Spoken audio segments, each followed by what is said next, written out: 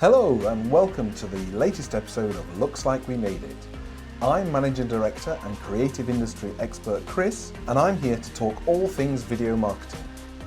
We are the father and daughter video production company Howell Media, and we help everyone achieve amazing results with the power of video across all platforms, including TV, in a professional, creative and engaging way.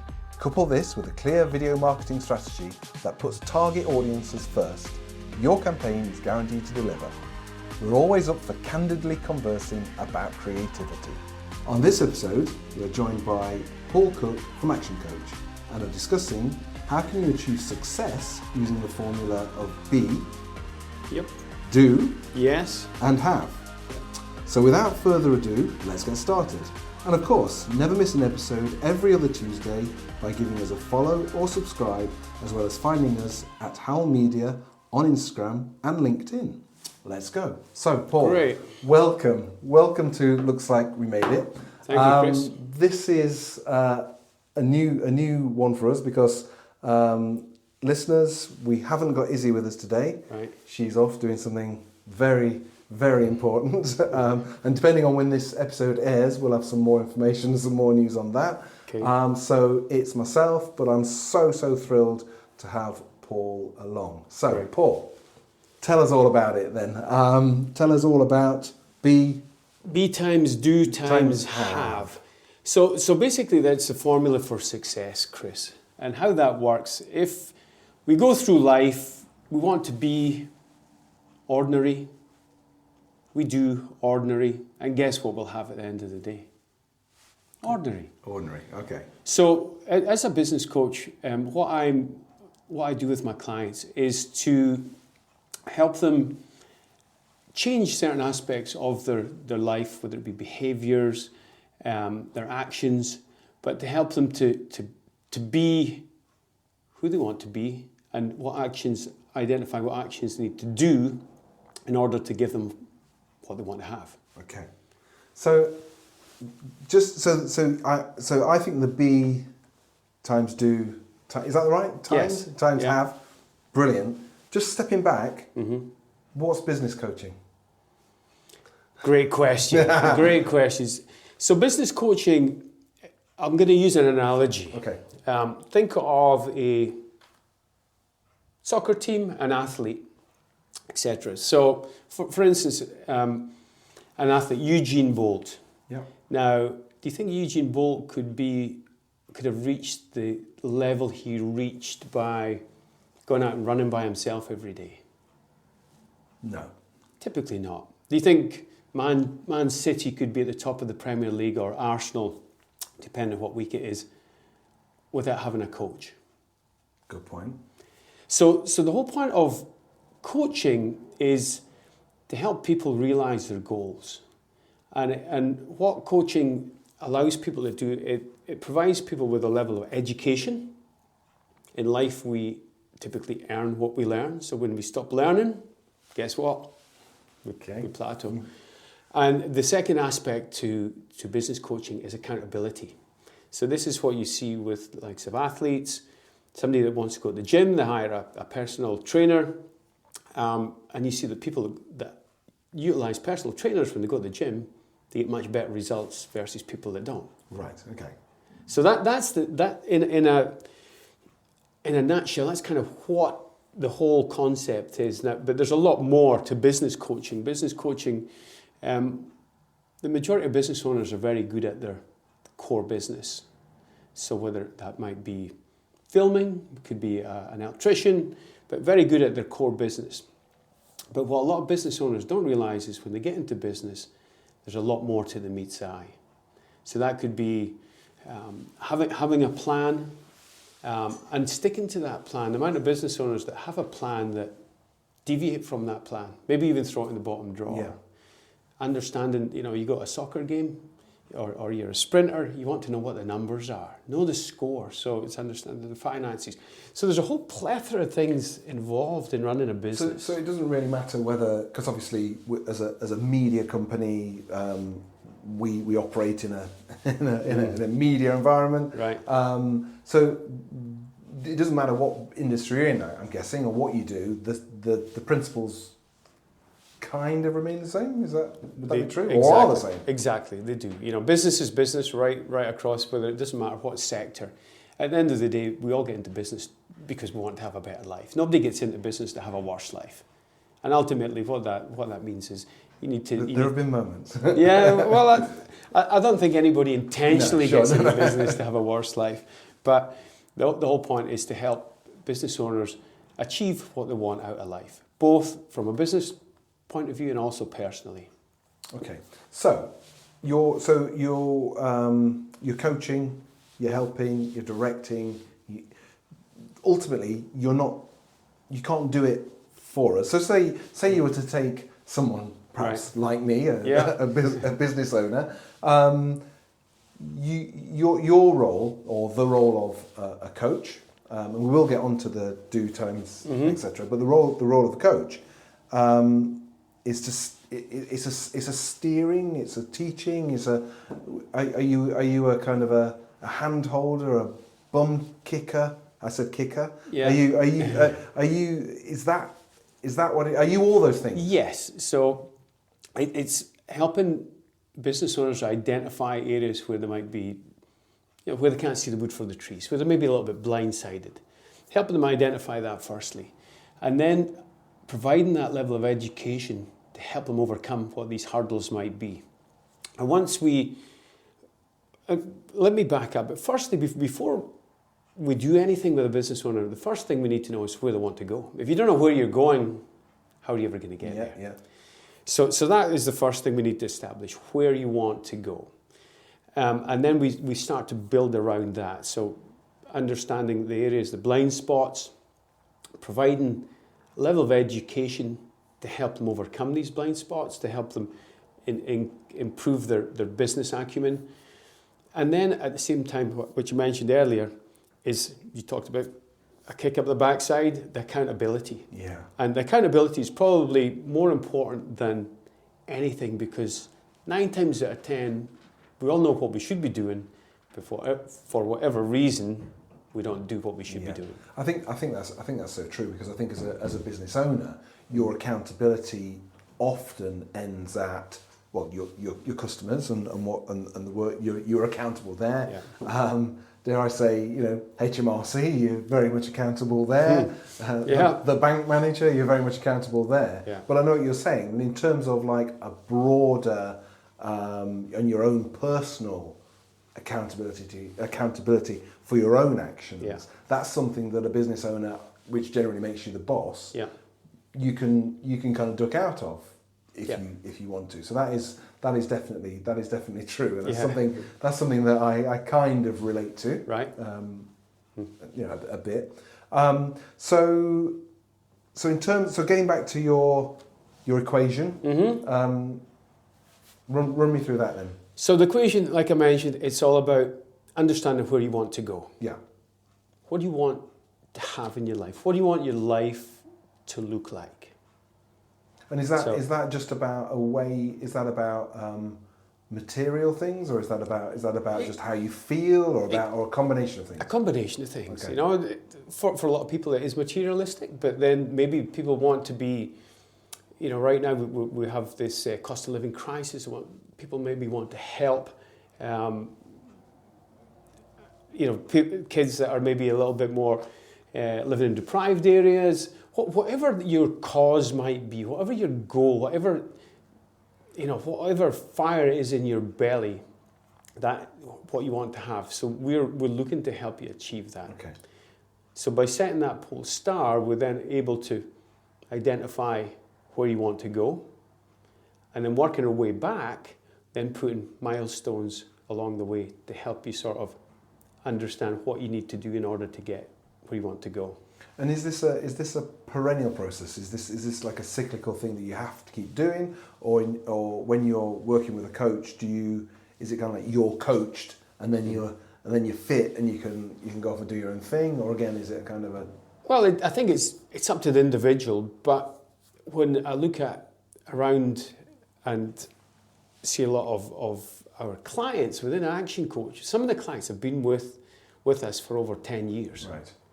and been highly successful. A colleague of mine took a business, and this is quite exceptional. He took it from 2.5 million to over 100 million over That's a deal. over 7 years. So decent amount of growth over 7 years. yeah. I So like that. and part of that whole coaching relationship, what you then tend to find is a lot of coaches become very good friends of our clients. Yeah. And that, these, I know a number of my coaches who go skiing with their clients because they've become so good, such good friends. Is that because your client, Mm-hmm. the business owner, is that they have to be so honest, and there's an element of kind of that there's almost like an intimacy that comes with that almost like not that you can avoid Right. that friendship part, Yeah. but essentially there's no point. I imagine there'd be no point talking to a business coach and holding stuff back.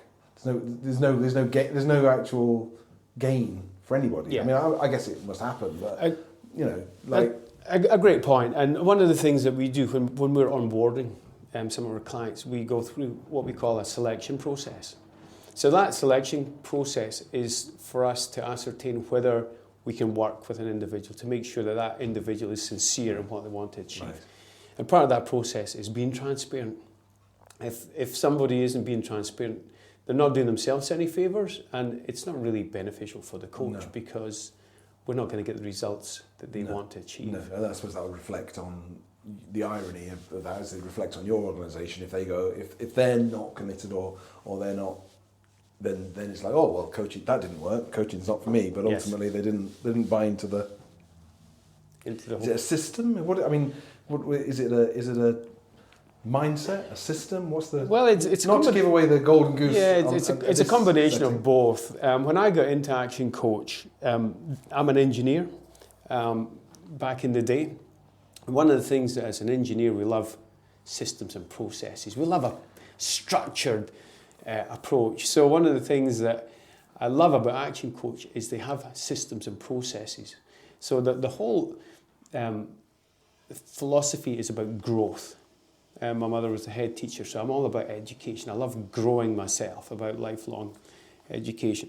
So it's about taking that individual on a journey, allowing them to grow and to develop into something that at the beginning of that journey they might not be able to see. For me, what I find so exciting about Action Coach is the systems and processes. It takes you through a process which has guaranteed results. So there's a lot of coaches out there. We hear about them all the time. But what I do with my clients is help them to grow their mindset, grow financially, and grow as into being a better person overall. Okay. So in terms of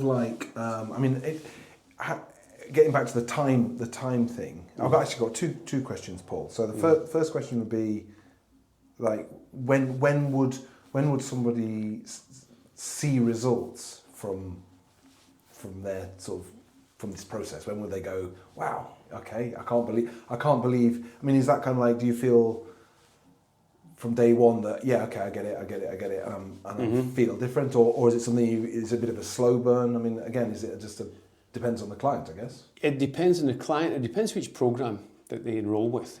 But typically we say between 3 and 6 months. Some clients it might be even 12 months, but typically you need to give something time to take effect. Yeah. I had one client, which I mentioned to you earlier, who came in and within a week he had it transformed his way of thinking. And that was just through about education, about having goals, and helping him realise what he could be achieving. And so, that was the exception to the rule. That was very quick. But what we're actually looking from, if you want to talk about it from a monetary perspective, we would say within 3 to 6 months, because as a coach, we need to understand where you are financially. At the end of the day, it's all down to the pounds and the pence. So we need to know where you are financially, what your cash flow looks like, And once we've kind of established that, look where you might be deficient in some of these areas, and then we're looking for the quick wins. Yeah. Because you're not going to retain a coach if you're not getting the results that you set out to get.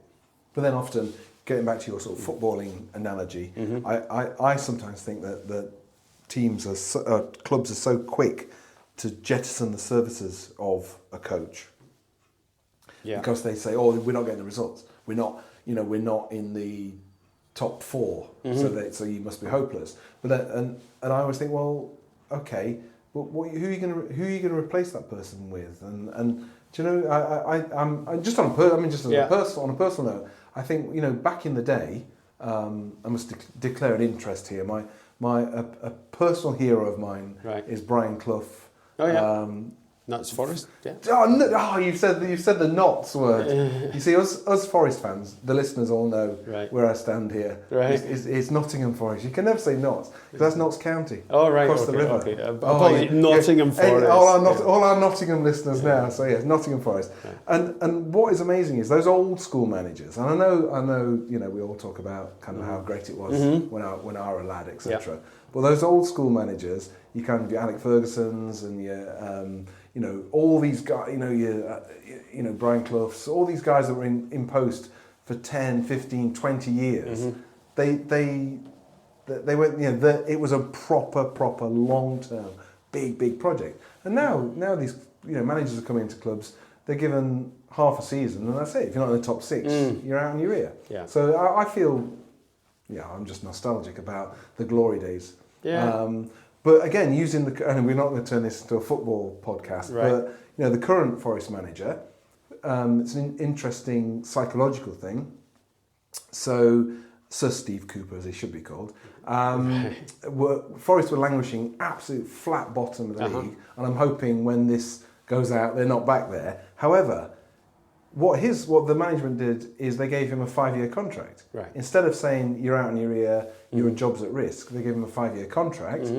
And now, at the time of recording, Forest are sort of mid-table, doing okay. And I think that boost, that him being backed, that as the coach, then he makes him a better coach to the side because he's not worrying about getting the chop. That's just a secret way of me getting Forest into the conversation. However, do you see my point? Though? Yeah. And I think it's a lot harder for coaches to come in at, Man United being a prime example, to come in when a team are at the top of the game. But I think what is also very critical for the success, whether it be a business or a football team, whatever that might be, is to have whoever comes in have to be aligned with the culture, has to be aligned with the values of that team. Going back to football again, Newcastle United, Steve Bruce, and they brought in Eddie Howe, and Eddie was very much he's very much mindset, culture, values, and what a transition we've seen there. So I suppose I'm gonna contradict everything I said before and say actually the right person you got to have the right person in the job, and you might know early on that they aren't the right person. So maybe we'll And I think what you're also back to the coaching aspect is whether there is a real appetite. People want instant gratification. We get it every day through the phone, through TV. How often people just flick through the channels because they just want that instant gratification. And it's the same with a lot of the soccer teams. If somebody's not performing, but we need to realise that results don't happen overnight. No. Interesting. You mentioned about that kind of instant gratification and how I don't know if you've noticed, but obviously because we're in the world of sort of film, video, TV production, whatever, that the way TV is made now is designed to accommodate a watcher who isn't actually really watching. So you get two things at play. You get a show that will tell you and show you what's going to happen in that show. That's the first thing, which never used to happen in the past. Right. And then you also get action that happens right at the beginning, because what you find is a lot of people sit on their phones and they're dual interacting. Mm-hmm. So it's not uncommon now that people are on their phones, on social media, and watching the TV. Yeah. So what you have a thing now is where a lot of TV shows have something big at the beginning Mm-hmm. because they want to tear the viewer from their phone to the screen for that point. Right. And those two things are actually that, you know, even 5 years ago, Mm-hmm. TV wasn't made like that, and it is now, because they need to get you either interested enough to go, oh yeah, this show is for me, I'm going to commit to it, or I'm actually going to look up and watch the thing. Yeah. It's so you can see, even, you know, psychologically, things are changing, and things do change. You know, and you know, that's your. Yeah, and you know, the environment that we live in is crucial for that. There's so many distractions: email, phones pinging, WhatsApp. It's non-stop. So anybody that's telling, that is making a movie or telling a story, you know, the analogy I'll give is when you pick up a book, and typically you'll read the first chapter or two chapters, and if you're not engrossed in that book in the first couple of chapters, what happens to the book? Yeah, exactly. And so right now, because of the distractions we've got, movie makers, book writers, they need to pull people in faster and you know, have a bigger impact to keep them engaged. And the same as this with the coaching process. If we don't get the results, hit the ground running, get that splash, basically, whether it be financial, whether it be making some difference to the sales impact, whatever that might be that business owner wants to achieve, if we don't achieve that very early on in the process, then they're going to get distracted. Yeah, understood. So does a business coaching process work for other managerial people within an organisation, or do you focus primarily on business owners? Right. No, that's a great question, Chris. We also work with executive teams. So there'll be, within larger organisations, you'll have maybe a senior leadership team. There'll be succession planning, and they'll have earmarked individuals within that senior leadership team that they want to promote into these more senior roles, but they might not be skilled up to where they can take on these roles. So we would then come in and work with these senior executives and help them skill set up to get into these roles. So to answer your question, yes, we do the business growth side, and we also work with executives to help them develop. Brilliant. Okay. Anything else you want to add to this? Just lastly, you know, we started with the equation B times do times equals have. So basically, ultimately, and this is what I tell my daughter, is if you want to have amazing in life, number one, you need to be amazing, and you also need to do amazing. So I'll finish on that note. That's brilliant. Before we go, so we always have a random question at the end. So, Paul, here's one for you. Tell me something unusual about yourself that people would be surprised about. Wow, now you got me thinking. And you don't have to answer. It's not unusual. You know, something that people wouldn't expect. I like to, even though I'm a people person, I do like to take time out by myself. I like to get outdoors into the hills. Yeah. And I do. Probably a lot of people that know me know that I cycle, but one of the things that I find cycling does for me, it helps me clear my mind, blows the cobwebs away, and get clarity. Yeah. And so I always like to I like quiet time. Yeah. You know, and this has been a big change for me, because I used to love noise, cities, going to bars, nightclubs. I used to love all that, whereas now I'm very much the opposite of that. Okay, that's interesting. So, on cycling, are you a road or a mud? I started in the mud and I graduated into the road. So it just makes life easier, because if you're in the mud, you've got to be cleaning, and even on the road. road. I'm a mud guy, you see, so I've never had a road bike. I still have a mountain bike, so I still fall back into that from time to time. But I find that from a fitness health perspective, I get a bigger bang for my buck. Fantastic. Brilliant. Thank you so much, Paul. Thanks for having me. That is it for today. We hope you've enjoyed listening. Of course, if you enjoyed us so much, feel free to give us a rating and let us know what you think. If you have a question for us to answer, or you want to be a guest on our podcast, please go to www.howellmedia.co.uk and drop us a line via our contact form. There's still plenty more to talk about in the world of video marketing. Once again, we're Chris and Issy from Howell Media, and we help everyone achieve amazing results with the power of video across all platforms, including TV, in a professional, creative and engaging way. Couple this with a clear video marketing strategy that puts target audiences first, your campaign is guaranteed to deliver. Of course, never miss an episode every other Tuesday by giving us a follow or subscribe, as well as finding Howell Media on Instagram and LinkedIn. Bye for now.